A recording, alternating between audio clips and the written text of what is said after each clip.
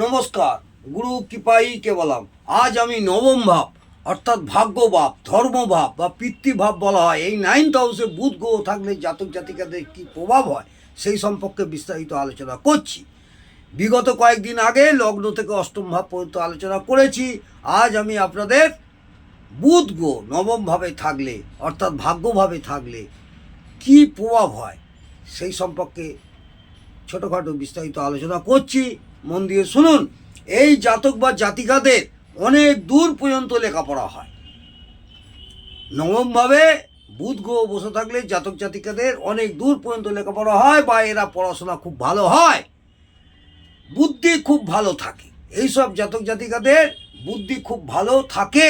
এই বুধের সাথে বৃহস্পতি যুক্ত হলে, এই বুধের সাথে বৃহস্পতি, দেবগুরু বৃহস্পতি যদি যুক্ত হয় তাহলে উচ্চ শিক্ষা হয়।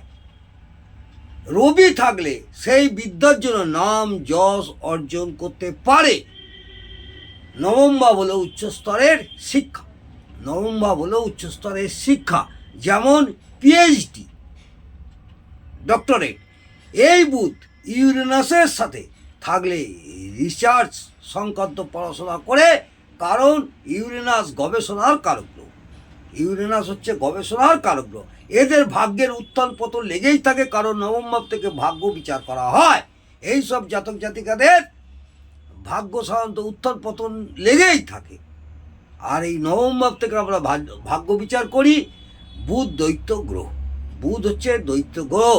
তুলনামূলকভাবে এদের লেখালেখির ক্ষমতাও বেশি থাকে। এদের লেখালেখির ক্ষমতা বেশি থাকে এবং উচ্চ জ্ঞান সম্পন্ন হয়, উচ্চ জ্ঞানের পারদর্শী থাকে। বইয়ের লেখক হতে পারে, বা লেখালেখির কাজ করে অনেক পয়সা উপার্জনও করতে পারে, কোনো ধর্মীয় বইও লিখতে পারে। কারণ নবম ভাব থেকে ধর্ম ও বুধ হলো লেখালেখির কারক গ্রহ। বুধ ভালো তথ্য জোগাড় করতেও পারে। বুধ গ্রহ ভালো তথ্য জোগাড় করতে পারে, ভালো অনুসন্ধানও করতে পারে, কারণ এদের কৌতূহল অনেক বেশি।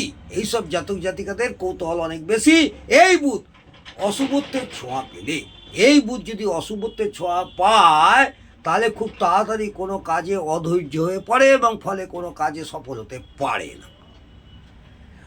অনেক সময় ঠিকমতো সিদ্ধান্ত নিতে না পারার জন্য বিপদগামীও হয়। এরা খুব ভ্রমণ পছন্দ করে বা এদের অনেক ভ্রমণ হয়, কারণ নবম ভাব হলো দেশের মধ্যে দূরবর্তী স্থান। ও বুধ হলো যোগাযোগের কারক। বুধ হলো যোগাযোগের কারক গ্রহ এবং বালক গ্রহ। ন্যাচারাল জুডিয়াক অনুযায়ী বুধ তৃতীয় ভাবের অধিপতি ও তৃতীয় ভাব নির্দেশ করে বাড়ির বাইরে।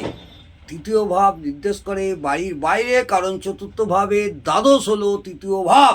ও বাচ্চা ছেলেরা যেমন ঘুরে বেড়াতে ভালোবাসে, এরাও তেমনি একটু ঘুরে বেড়াতে পছন্দ করে। এরা সৎ পথে কর্ম করতে পছন্দ করে, কারণ নবম ভাব হলো সততা। এদের অনেক কর্মচারী থাকতে দেখা যায়, কারণ ন্যাচারাল জুডিয়াক অনুযায়ী বুধ ষষ্ঠ ভাবের অধিপতি এবং ষষ্ঠ ভাব কর্মচারী নির্দেশ করে। আপনাদের আগেও বলেছি, এরা খুব ভালো গোয়েন্দা হয়, কারণ নবম ভাব হলো কোনো জিনিসের গবেষণা বা অনুসন্ধান করা। বুধ ভালো তথ্য সংগ্রহ করতে পারে। বুধ গ্রহ ভালো তথ্য সংগ্রহ করতে পারে। রবি এই বুধের সাথে সম্পর্ক স্থাপন করলে ভালো সরকারি গুপ্তচরও হয়। এই বুধের সঙ্গে যদি রবি কোনো কারণে সংযুক্ত হয় তাহলে এরা ভালো সরকারি গুপ্তচরও হয়। এই বুধ যদি পাপদৃষ্ট, পাপ পীড়িত, পাপ মধ্যগত, শত্রু গৃহগত, দুস্থানগত বা দুস্থানপতি হয়,